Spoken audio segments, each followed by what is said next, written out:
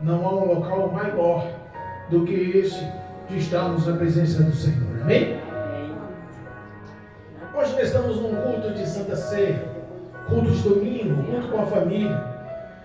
E Deus me deu uma palavra e eu quero compartilhar essa palavra.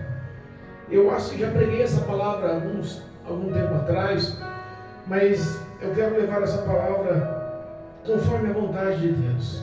De mim nada tem, mas o Senhor conhece as nossas necessidades e os nossos corações. Amém? Amém. Livro de Lucas, Doutor Lucas. Eu sou apaixonado pelos 4 evangelhos, Mateus, Marcos, Lucas e João. Eu sou apaixonado pelo testemunho de Jesus, pela vida de Jesus. Amém? Amém. Lucas capítulo 23, versículo 33 em diante. Aleluia. Lucas capítulo 23, versículo 33 em diante. O tema da leitura: a crucificação. Aleluia. Aos que nos acompanham pelo YouTube, aos que nos acompanham pelo Facebook, em nome de Jesus, Cristo tem uma palavra para o teu coração. Em nome de Jesus. Não deixa nada que possa roubar a tua atenção na tua presença agora. Deus tem algo para mim e para a tua vida nessa noite. Em nome de Jesus. Amém? Amém. Capítulo 23 de Lucas, versículo 33 em diante, diz assim o tema da leitura: a crucificação. Amém? Amém. Diz a palavra, versículo 33. E quando chegaram ao lugar chamado Caveira, ali o crucificaram, e os malfeitores, um à direita e outro à esquerda. E dizia Jesus: Pai, perdoa-lhes, porque não sabem o que fazem. E repartindo as suas vestes, lançaram sortes. E o povo estava olhando, e também os príncipes zombavam dele, dizendo: aos outros salvou, salva-se a si mesmo, se este é o Cristo, o escolhido de Deus. E também os soldados escarneciam dele, chegando-se a ele e apresentando-lhe vinagre, e dizendo: se tu és o rei dos judeus, salva-te a ti mesmo. E também por cima dele estava um título escrito em letras gregas, romanas e aramaicas: este é o rei dos judeus. E um dos malfeitores que estava pendurado blasfemava dele, dizendo: se tu és o Cristo, salva-te a ti mesmo e a nós. Respondendo, porém, o outro repreendia-o, dizendo: tu nem ainda temes a Deus, estando na mesma condenação? E nós, na verdade, com justiça, porque recebemos o que os nossos feitos mereciam, mas este nem o mal fez. E disse a Jesus: Senhor, lembra-te de mim quando entrares no teu reino.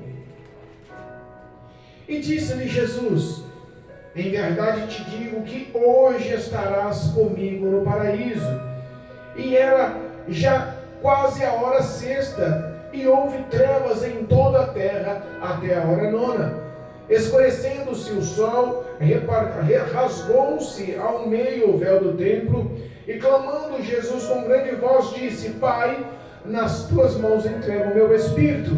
E havendo dito isto, expirou. E o centurião, vendo o que tinha acontecido, deu glórias a Deus, dizendo: na verdade este homem era justo. E toda a multidão que se ajuntara a este espetáculo, vendo o que havia acontecido, voltava batendo nos peitos. Amém?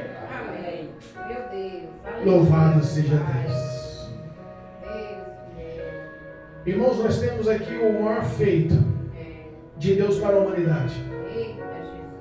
Nós temos aqui a maior representação de amor que Deus fez para com nós. Aleluia. Com a sua igreja.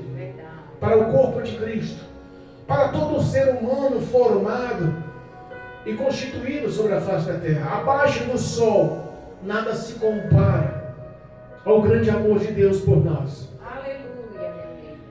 Nós sabemos que o ministério de Jesus tinha um propósito, e o propósito era esse: pagar o preço pelos nossos pecados. O propósito era esse: se pôr como moeda de paga por erros da humanidade, por falhas da humanidade, por iniquidades da humanidade. O pecado entrou no jardim do Éden com o primeiro homem em falha.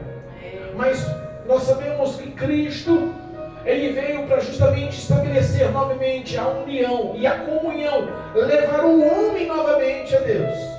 Não há outra ligação que leve o homem a Deus se não for Jesus Cristo. O ministério de Jesus foi glorioso. O ministério de Jesus foi envolto com amor, foi envolto com sabedoria, foi envolto com grandes palestras, com grandes parábolas, com grandes pregações. O ministério de Jesus foi envolto com grandes atitudes que entravam na contramão dos valores e preceitos judaicos conforme a lei. Ele veio e cumpriu a lei, mas botou na contramão o que os homens estavam fazendo com a lei.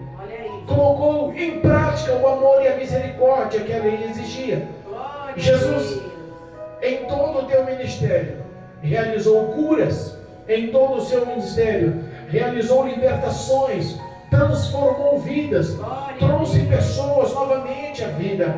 O Senhor mudou a história da humanidade. Mas o fim do seu ministério tinha que ser marcante. O fim do seu ministério tinha que realmente ser atributo de morte. Nós sabemos que naquela madrugada no Getsemane, com seus discípulos orando, tinha chego o momento da dor, tinha chego o momento das trevas.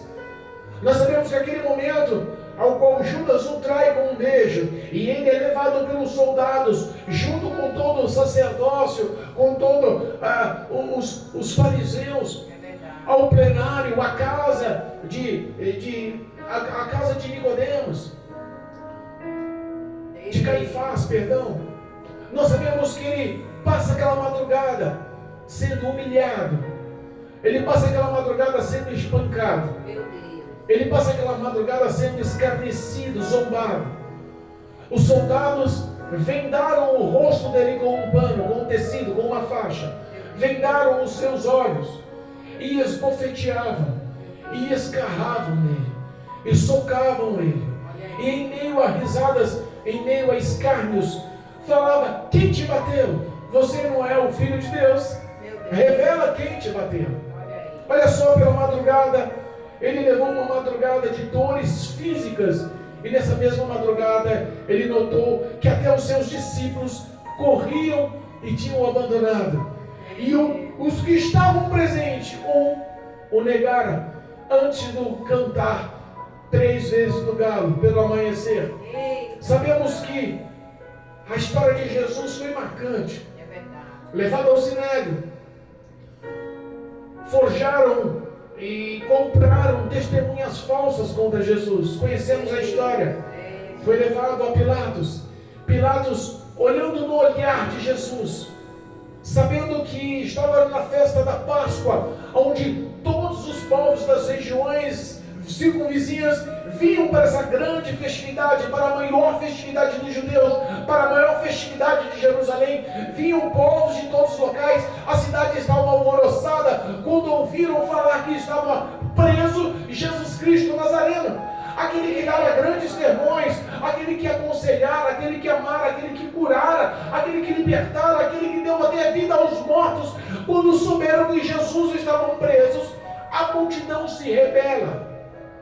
Aqueles que diziam que amavam Jesus, aqueles que choravam, aqueles que se regozijavam com as palestras, aqueles que receberam as curas e milagres, foi esse mesmo povo que traiu Jesus. Meu Deus. Deixado-se levar pela liderança dos fariseus, pelos saduceus, pela liderança dos sacerdotes, dos doutores da lei. A Bíblia fala que Pilatos, conhecendo o intuito daqueles homens, sabia que aquela condenação injusta era motivada por ciúmes. Meu Deus. Ciúmes dos fariseus contra Jesus. Tenta tirar das suas mãos e manda Jesus a Herodes. Herodes descarta, não quer saber da história, volta para Pilatos. Pilatos usa o subterfúgio de tentar liberar um ladrão pela festa da Páscoa. Ele tinha o direito de liberar um malfeitor e colocou em pauta, bota Barrabás, um homicida, em liberdade, ou bota Jesus, o Nazareno, e o povo unanimamente pede a crucificação de Jesus. Meu Deus.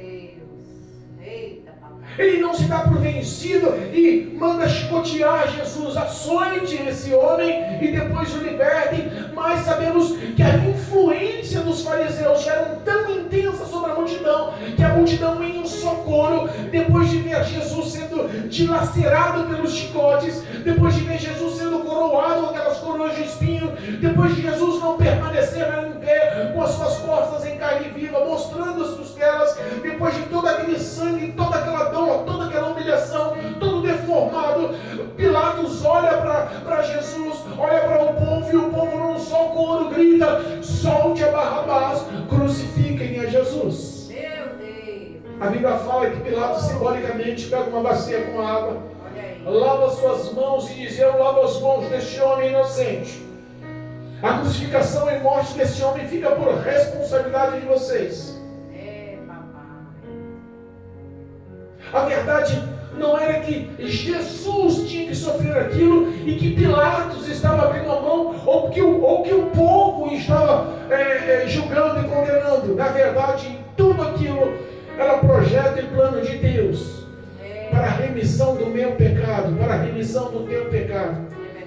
O projeto da morte de Jesus na cruz do Calvário foi um projeto de vida e não de dor, não de males, não de danos, não de morte, de condenação, mas um projeto de vida plena, vida eterna, de resgate, um projeto de colocar o homem novamente em contato com Deus. Glória a Deus.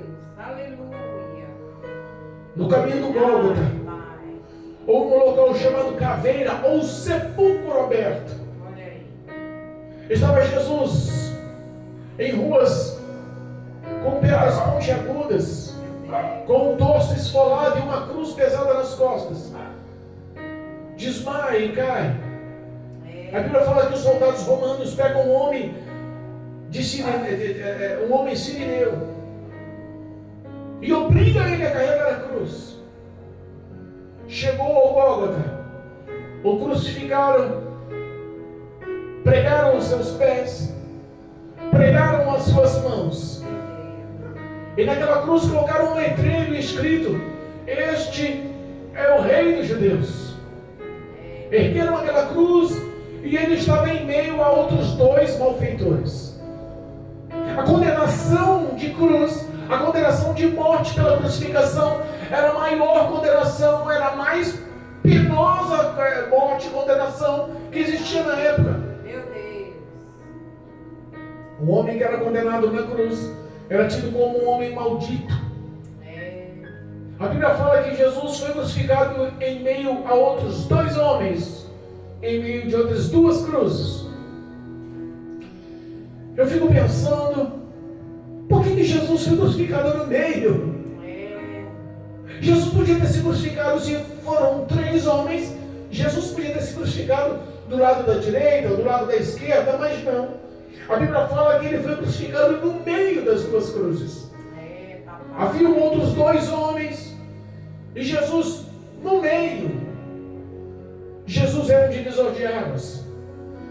Jesus ele veio verdadeiramente para estar no meio, dando oportunidade aos dois caminhos. Nós vemos que toda a vertente da palavra, do ensinamento, das palavras, todas as falas de Jesus sempre nos dá a ideia do caminho certo e do caminho errado.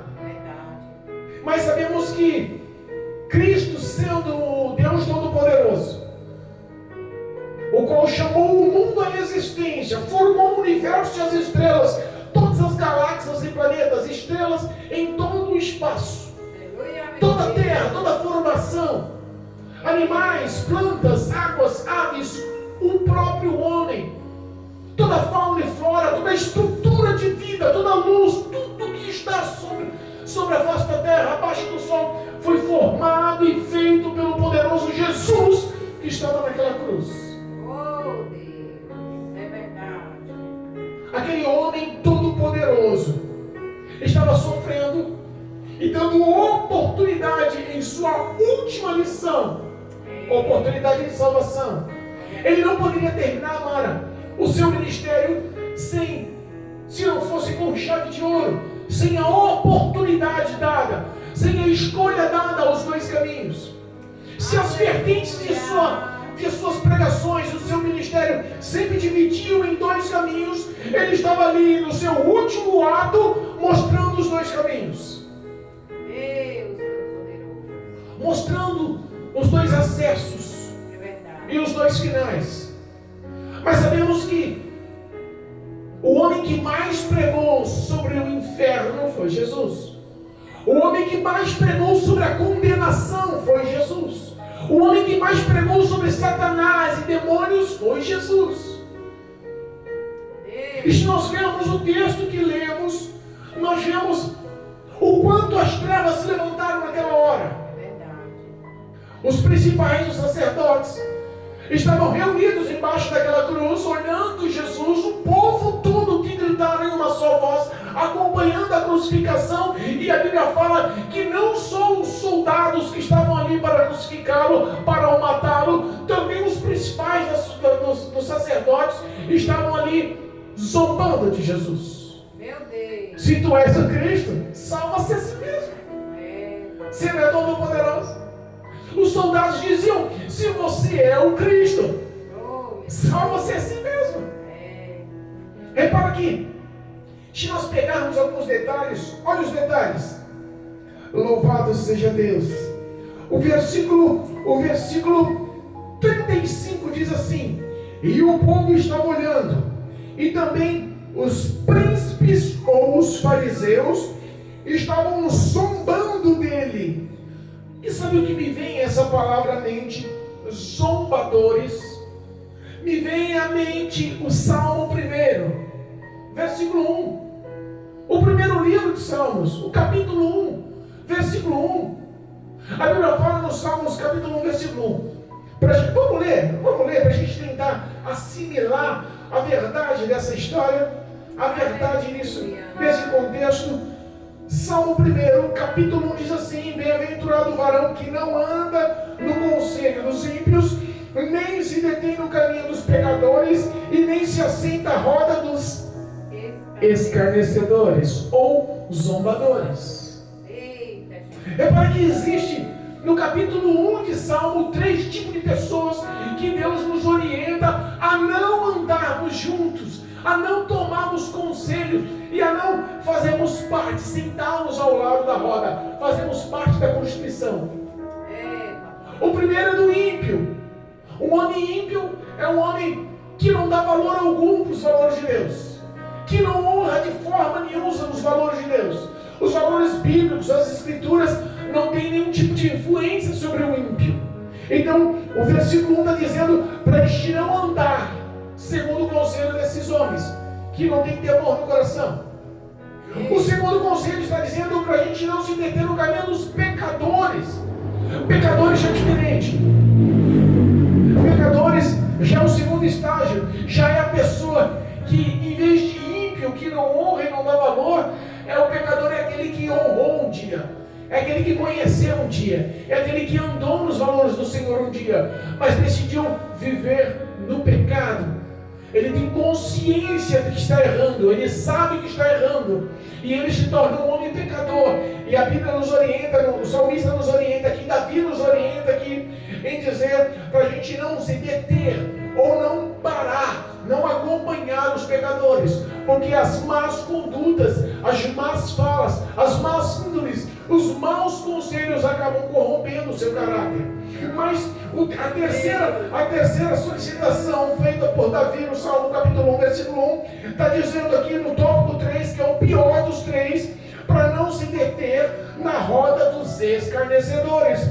Qual é a diferença do ímpio, do pecador e dos escarnecedores? O ímpio é aquele que não dá nenhum tipo de valor aos valores do Senhor. O pecador é aquele que conhece e continua praticando o pecado. Mas o escarnecedor ou o zombador é o pior dos três. Meu Porque além de ele não dar crédito, além de ele conhecer, além de ele viver no pecado, praticar o pecado, ele luta contra. Ele é pior, ele zomba, ele prega contra, ele se torna inimigo. Então, se nós estamos entendendo aqui que fazer parte da roda de escarnecedores ou de zombadores é o pior conselho, o pior a influência, a pior intimidade ou amizade que você possa ter, a pior roda de pessoas que você possa estar, nós entendemos aqui que quando vê no versículo 35 da leitura oficial, que vê que os príncipes ou os fariseus, os doutores da lei, aqueles que influenciaram a multidão, Caifás, Alexandre e muitos outros que estavam na liderança do Sinédrio naquele ano, eles foram a principal influência para levar o povo a unir com o povo, com uma ação predominante satânica de demônios que estavam atuando, os valores satânicos estavam atuantes na vida daqueles homens. Eles não estavam só influenciando, eles estavam zombando. O pior tipo de pessoas que estavam ali eram os escarnecedores. Meu Deus, oh Jesus. O versículo 36 diz também: e também os soldados escarneciam dele. Zombavam e escarneciam. Repara, Jesus estava sofrendo o maior ataque espiritual.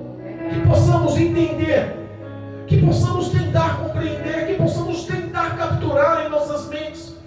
O maior ataque, a maior pressão espiritual estava sobre aquilo do Calvário, sobre os ombros de Jesus.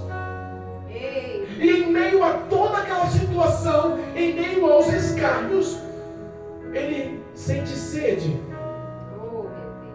Sabe que existem alguns detalhes que a gente só descobre com historiadores, com teólogos, com doutores nas escrituras.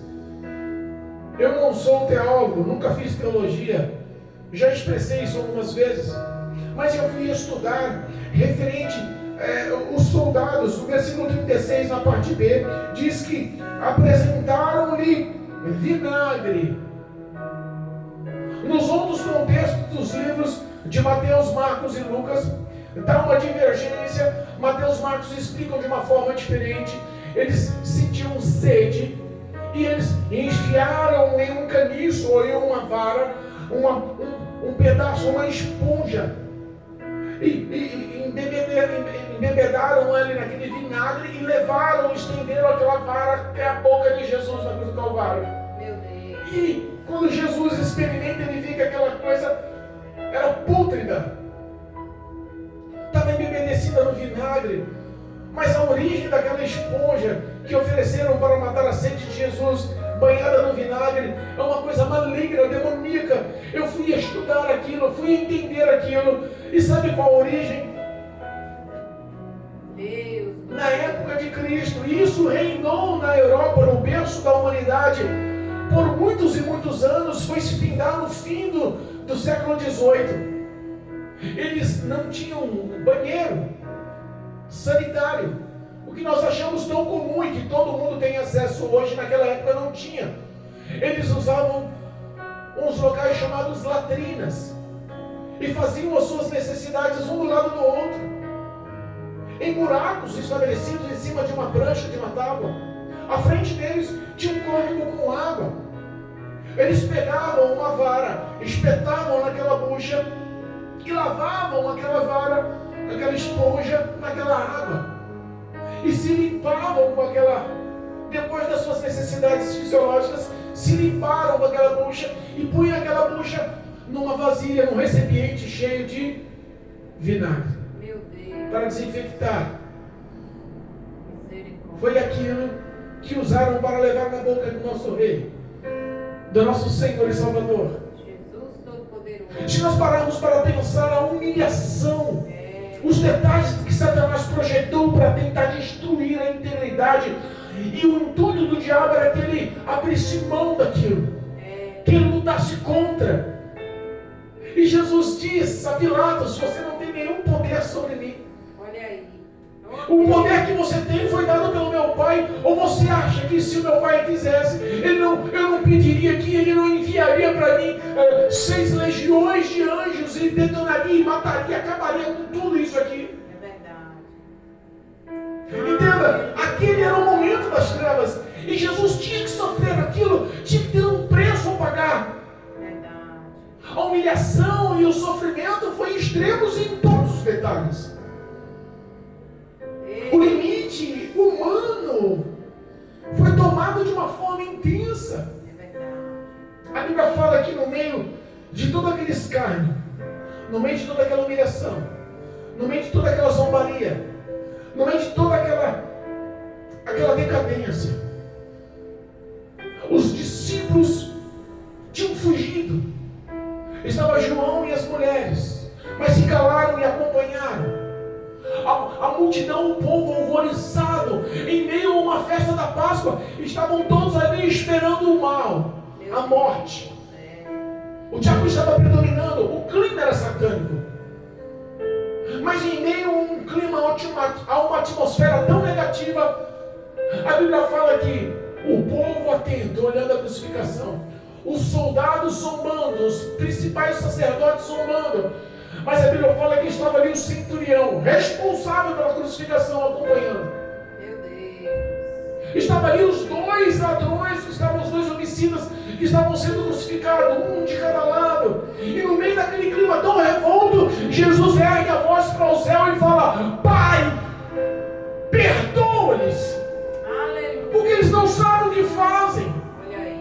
Meu Deus. Tradução: Pai, perdoa, porque eles não sabem. Demônios estão usando eles. Olha aí. Eles estão influenciados por demônios. É verdade. Pai, perdoa eles são vítimas. Eu amo cada um deles. Pai, perdoa eles. Oh, Jesus. Onde encontraríamos a mortal? Se o julgamento dependesse do próprio ser humano, do raciocínio do ser humano, dos sentimentos do ser humano, haveria uma batalha, uma guerra. Verdade. E Cristo seria vencedor. Mas ali não foi a natureza humana, não foi os pensamentos humanos, não foi os sentimentos humanos, mas foi os sentimentos divinos que estava sobre Jesus, porque ele sabia que todo aquele sofrimento trairia a minha atenção, o meu coração e os meus passos ao encontro de Cristo, ao encontro do Senhor. Se ele tivesse aberto mão ali, e tivesse saído daquela cruz e enviado, pedindo para os anjos, ordenado para os anjos batalhar contra, a Bíblia fala que se ele tivesse tomado uma ação dessa, o que seríamos de nós? Mas a Bíblia fala que humildemente, como um cordeiro mudo, ele foi levado ao matadouro, sem erguer a cabeça, sem argumentar. Verdade. Aleluia. Ele sofreu e padeceu por amor. E mais uma vez, no meio das 2 cruzes, eles ouvem: Pai, perdoa-lhes. O centurião ouve: Pai, perdoa-lhes.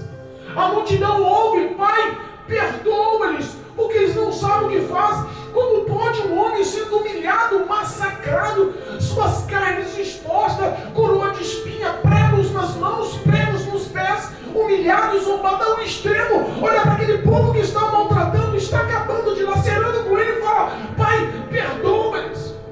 Oh, Deus. A Bíblia fala que as palavras do Senhor nunca voltam vazias. Elas nunca voltam sem influência, sem ação, sem frutos. Aleluia. Deus nos usa por graça e misericórdia para pegar a palavra aqui. E eu sei que aonde chegar essas palavras, há uma ação sobrenatural da parte do Espírito Santo, pois Ele tem poder de convencer o homem do pecado, da justiça e do juízo. Ele entra onde eu não posso entrar. É Ele que tem poder de desvendar o nosso pobre, tolo, enganoso coração. Ele que consegue desvendar os nossos sentimentos e pensamentos e consegue nos mostrar um caminho de luz, de redenção, de remissão. Aleluia. Glória a Deus. Aquelas palavras entraram nos ouvidos dos 2 que estavam na cruz. Olha aí. Mas primeiro um deles olha para Jesus e começa a zombar, começa a rir. Estava lá pregado na cruz do Calvário, sentenciado à morte na cruz do Calvário, Meu Deus. exposto à morte. Ele sabia que não teria mais saída. E ele para Jesus e começa a rir e fala: ah, mas você não é um Cristo, não. Você não é o Filho de Deus, não. Olha aí. Salva você a si mesmo. Aproveita e salva nós também. Meu Deus. Sabe que não há salvação para quem não quer passar pela redenção. Não há salvação para aquele que não quer passar pela humilhação. Não há salvação para aquele que não quer passar pela dor da crucificação, chamada renúncia. Eita, papai. Pessoas hoje estão vivendo um evangelho que prega uma salvação fácil, uma salvação sem renúncia, uma salvação sem humilhação, uma salvação de, sabe, pela hipergraça. Meu Deus. Vem do jeito que você está. Você fuma, pode continuar fumando, Jesus te perdoa na cruz do Calvário. Você bebe, pode continuar bebendo, Jesus já perdoa os seus pecados. Meu Deus. Você vive no mundo de homossexualidade, vive no mundo das drogas, você vive roubando, você vive adulterando, você vive vivendo uma vida de imoralidades. Pode continuar, Jesus já pagou os seus pecados e você está salvo. Pode viver do jeito que você está vivendo. Meu Deus. Não há salvação, não há encontro com Deus, não há caminho para os céus se não for através da cruz, se não for através de Jesus, se não for através da humilhação, se não for através da perseguição, se não for através das lutas que passamos. É verdade, meu Deus. Pastor, que história é essa? Que história bíblica? É, papai. Aleluia, meu Deus. 1 Pedro. Deus, fiel. 1 Pedro, capítulo 4, versículo 1 diz assim, ó: ora, pois, já que Cristo padeceu por nós na carne, armai-vos também vós com este pensamento, que aquele que padeceu na carne já cessou, já venceu o pecado. É, Deus. No mesmo capítulo, no versículo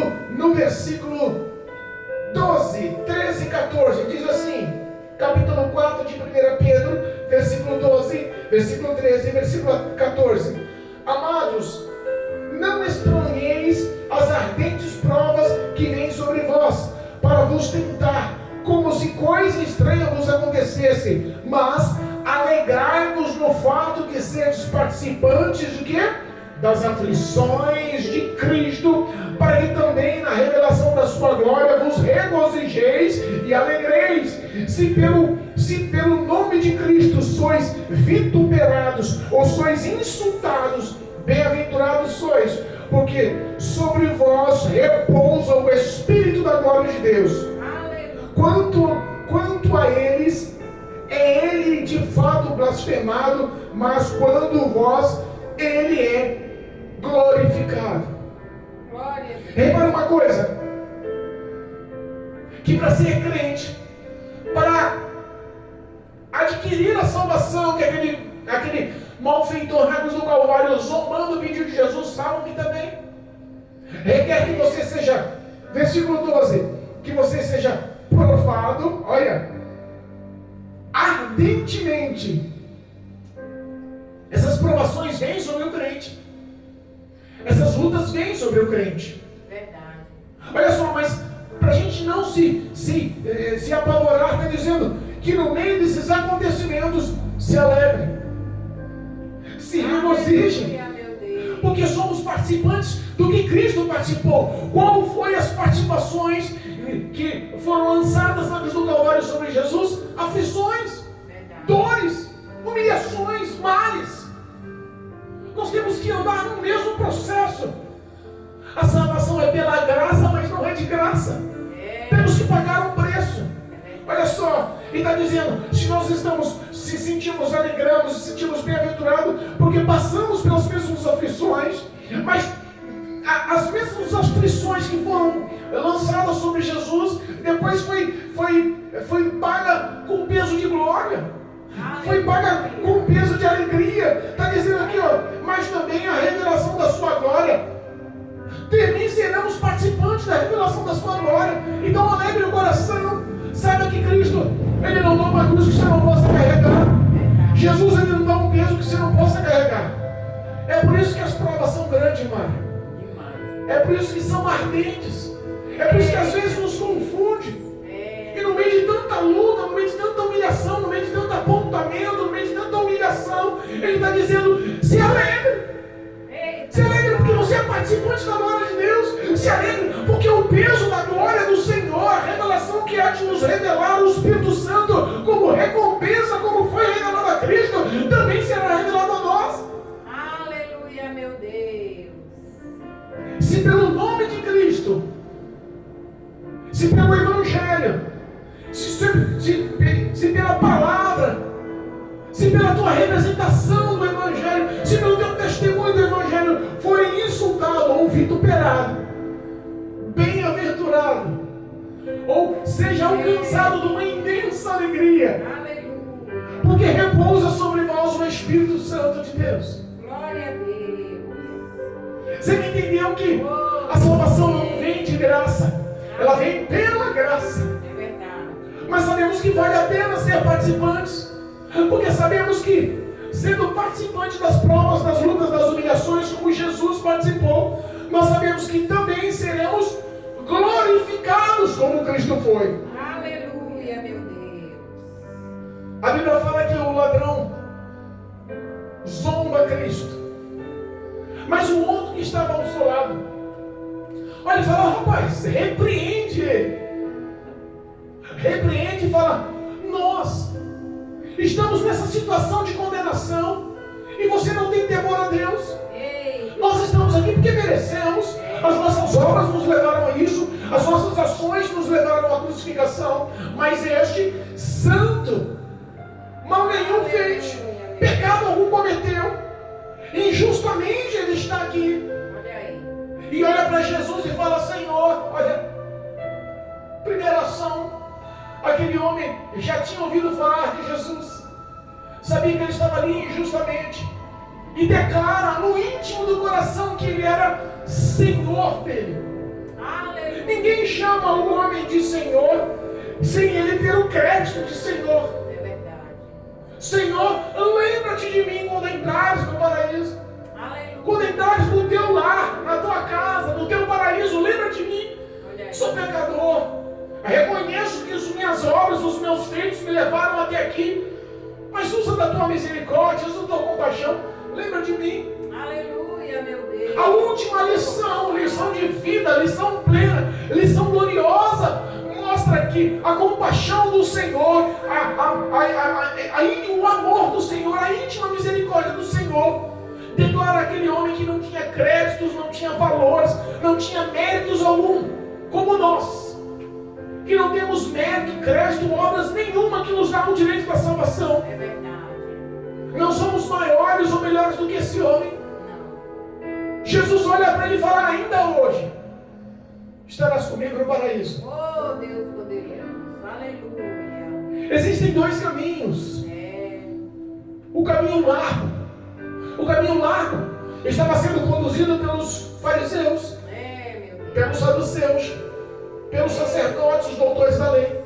O caminho largo estava sendo apoiado pelos soldados. O caminho largo, toda a multidão estava ali andando no caminho largo. E o caminho estreito, repara, estavam as mulheres, João, os demais tinham fugido, Olha aí. e o malfeitor da cruz do Calvário. Mesmo que a lição fosse para um, a lição seria dada. Mas aquele gesto de Jesus, falando para o Senhor, para o Pai, perdoar os pecados, entrou no coração daquele homem. E não só no coração daquele homem, entrou no coração daquele centurião, que era o responsável pelos 100 soldados que estavam ativos ali. Ei. Entrou no coração de todo aquele povo, que Aleluia. quando Jesus expirou e entregou a sua vida, o seu Espírito nas mãos do Senhor, eles viram que aquele homem estava sendo injustiçado. Por volta do meio-dia, ele foi crucificado às 9 da manhã. Por volta do meio-dia, a Bíblia fala que o céu escureceu. Houve trevas sobre a vasta terra até as 3 da tarde. Quando ele entrega o seu Espírito, há terremoto, mortos saem da sepultura, o véu do templo se abre, o temor causa pânico no coração de todo mundo, e toda aquela população sai batendo no peito, reconhecendo que Jesus era um homem justo, Oh, Deus. que eles tinham errado. Olha aí. O Evangelho alcançou muitas vidas ali. Verdade. O Evangelho alcançou soldados ali. E o Evangelho salvou aquele homem que estava condenado na cruz do Calvário. Aleluia. Jesus, ele não perde caminho. Não. Ele conhece o interesse do teu coração. Aleluia. Ele não te esqueceu. Não importa o que os outros pensem, não importa o que os outros falem, não importa que a sociedade perdeu crédito em você, os seus familiares perderam crédito em você, parece que tudo está ao teu redor, dizendo que você não vai sair desse caminho, mas existe um intercessor, Aleluia. que por mais que não tenhamos mérito nenhum, ele está na presença do Todo-Poderoso, com gemidos inexprimíveis, clamando por nós. Palavras inefáveis clamando por nós. Aleluia. Botando as nossas palavras de uma forma que o Senhor aceite nas orações, intercedendo por nós. É verdade, eu creio, Deus. O amor de Jesus na cruz do Calvário não pode ser ignorado e isolado. Sabe que Apocalipse, já estou encerrando. Apocalipse, eu quero encerrar nesse último versículo, um só versículo, e estou acabando. Apocalipse capítulo 20, o versículo 12.